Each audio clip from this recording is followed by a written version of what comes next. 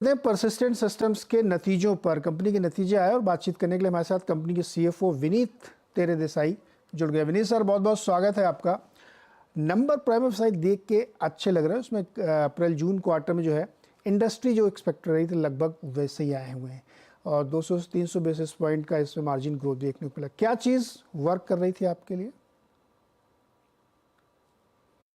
तो सबसे पहले मुझे आपके शो पे इनवाइट करने के लिए धन्यवाद। अ, देखिए, अभी हमारे परसिस्टेंट डिजिटल इंजीनियरिंग की एक अच्छी खासी मिड कैप साइज कंपनी है जो फास्टेस्ट ग्रोइंग है। ये क्वार्टर का जो परफॉर्मेंस है वो अच्छा ही है, मगर आपके सब दर्शकों को सिर्फ बताना चाहूंगा कि हमारा ये 17th कॉन्जिक्यूटिव क्वार्टर है जहां हमने quarter on quarter growth deliver की है। तो हम इतने डाइवर्सिफाइड नहीं है जितने सम लार्ज प्लेयर्स है। तो हमारे तीन मेजर वर्टिकल से जहां से हमारा रेवेन्यू आता है, health care, life sciences, banking, financial services vertical. ये दो वर्टिकल में हमारे अकाउंट्स में, टॉप अकाउंट्स में जो रैंप अप हुआ है उसके वजह से ये ग्रोथ हुई है। ये ग्रोथ सिर्फ ये क्वार्टर की नहीं, आगे कई क्वार्टर का ऑर्डर बुक जो है वो भी काफी अच्छा है। उसके हिसाब से अगर देखेंगे तो हमें लगता है कि ये ग्रोथ मोमेंटम तो कंटिन्यू रहना चाहिए। अगर मार्केट में सिचुएशंस जैसे इंटरेस्ट रेट्स की कटौती हुई और थोड़ा सा डिस्क्रिशनरी स्पेंड वापस आ गया तो ये ग्रोथ और भी बेहतर हो सकती है। मैं इतना ही अभी कह सकता हूँ।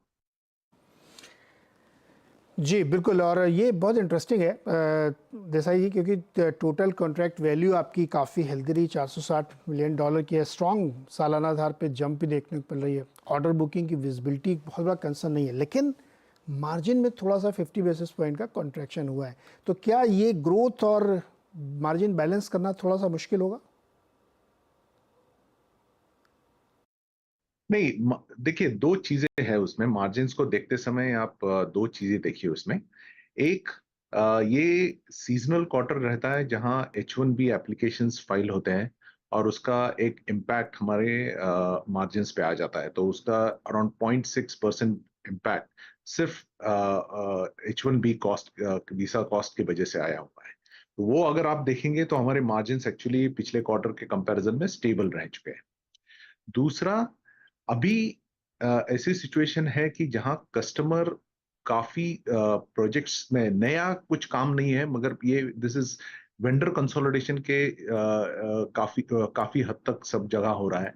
उसमें हम काफी राउंड गेन कर रहे हैं। तो हमको एक चैलेंजर की तरफ से देखा जाता है कि जहां इनकम्बेंसी है, जहां लार्ज प्लेयर्स ऑलरेडी एग्जिस्टिंग है, परसिस्टेंट जैसा कंपनी अपने एग्जीक्यूशन और यूनिकनेस की वजह से जो जानी जाती है, वहां परसिस्टेंट आके एक चैलेंजर के रूप में नया बिजनेस ले रहा है। तो ये जब नया बिजनेस कभी कभी आता है तो उसमें क्या होता है कि आपको ऑन साइट में थोड़ा सा रैंप अप हो जाता है, तो उसकी वजह से सब कॉन्ट्रैक्टर्स जो हमारे कॉस्ट वो भी बढ़ा हुआ है क्वार्टर में। तो उसकी कॉस्ट एक टेम्पररी फेज के लिए बढ़ जाती है। बट इवेंचुअली हम जब ये सब कॉन्ट्रैक्टर्स लेते हैं उसको एक इवेंचुअली हम हमारे फुल टाइम एम्प्लॉयज में कन्वर्ट करते हैं और वहां हमारी कॉस्ट अगेन कम हो जाती है और मार्जिन्स में उसका बेनिफिट मिलता है। तो ये दो चीजें देख के आपको हमारे मार्जिन्स को देखना चाहिए। वीसा कॉस्ट जिसके वजह से 0.6% का इम्पैक्ट हुआ है, वो अगर आप निकाल देंगे तो हमारे मार्जिन स्टेबल है। और अभी हमारे लिए ग्रोथ कैप्चर करना, मार्केट कैप्चर करना ज्यादा इंपॉर्टेंट है। तो हम उसका बैलेंसिंग कर रहे हैं अभी।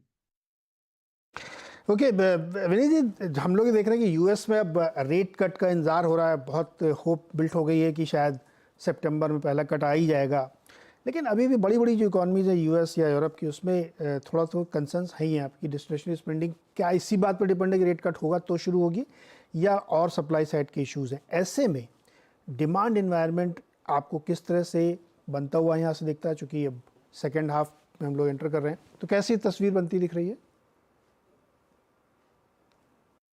नहीं, सी, अभी अभी की सिचुएशन ऐसी है कि लोगों ने, हमारे कस्टमर से जब भी बात करते हैं, मैंने जैसे कहा कि ज्यादा फोकस कॉस्ट ऑप्टिमाइजेशन पे है।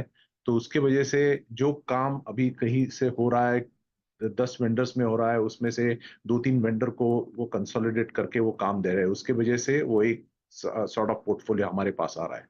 दूसरा पोर्टफोलियो आ रहा है, थोड़ा-थोड़ा हमने ग्रीन शूट्स देख रहे हैं बैंकिंग, फाइनेंशियल सर्विसेज वर्टिकल में, हेल्थ साइंसेस में, कि जहां थोड़ी-सी डिस्क्रिशनरी स्पेंड की प्रोजेक्ट्स चालू हो रहे हैं जो एआई ड्रिवन है, उसके यहाँ थोड़ा-सा स्पेंड हो रहा है। अभी हालात कस्टमर्स तो ऐसे मान रहे हैं कि जो सिचुएशन करंटली है वो प्रोबेबली वर्स, इससे सिचुएशन बुरी नहीं होनी चाहिए। अगर इंटरेस्ट रेट्स घटते हैं आगे के कई महीनों में, तो यहाँ से इकोनॉमी, अमेरिकन इकोनॉमी को बेनिफिट ही मिलेगा और उसका फायदा हम जैसे कंपनी को भी मिलेगा, बिकॉज ज्यादा स्पेंड, कंपनीज टेक स्पेंड में ज्यादा वापस आ जाएगी और उसका बेनिफिट हमें मिल जाएगा। तो अभी हम एज्यूम कर रहे हैं कि सिचुएशन जो है उससे वर्स नहीं होनी चाहिए, यहाँ से हालात सुधरने ही चाहिए।